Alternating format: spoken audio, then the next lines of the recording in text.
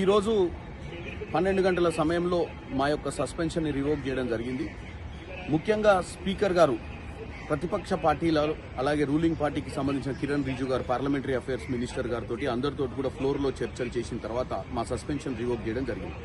Suspension revoke చేసేటప్పుడు రానున్న రోజులలో ప్లే కార్డులు కానీ వెల్స్లో కానీ రావద్దు, హౌస్ని డిస్ట్రక్ట్ చేయొద్దని చెప్పి అందరూ కూడా నాయకులు మాట్లాడారు. డెఫినెట్గా మేము కూడా పార్లమెంట్లో ఎట్టి పరిస్థితిలో డిస్ట్రక్ట్ చేయాలనుకోవట్లేదు. మమ్మల్ని ఎంతోమంది ప్రజలు గెలిపించి ఈ స్థాయికి తీసుకొచ్చి ఇక్కడ మమ్మల్ని ఒక నాయకుడిగా నిలబెట్టినటువంటి పరిస్థితి, వాళ్ళ సమస్యల మీద మాట్లాడాలని.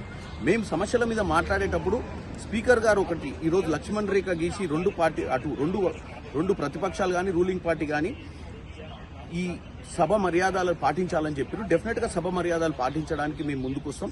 స్పీకర్ గారు చెప్పింది అన్ని కూడా మేము సక్రమంగా నిర్వహిస్తాం. కానీ స్పీకర్ గారు ఒక అర్థం చేసుకోవాలి, ప్రతిసారి ఇది ఎల్పీజీ కానీ గతంలో ఉన్నటువంటి యూఎస్ టారిఫ్స్ మీద కానీ చర్చ చేయమని అపోజిషన్ పార్టీ లీడర్లు అడిగినప్పుడు చర్చకు తావు లేకుండా చేస్తారు.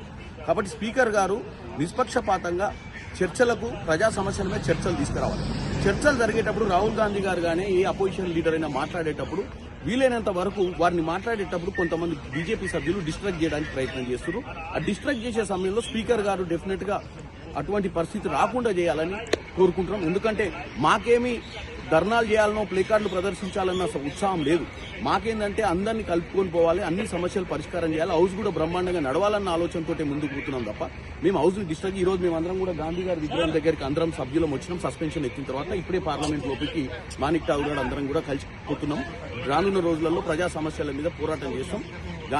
గాంధీ గారి దగ్గర కూడా ఎందుకు వచ్చినామంటే ఆయన ప్రజాస్వామ్యాన్ని కాపాడే దిశగా మాకు ధైర్యం ఇవ్వాలని కోరుకుంటూ ఇక్కడ నుంచి మేము పార్లమెంట్కి బయలుదేరాం.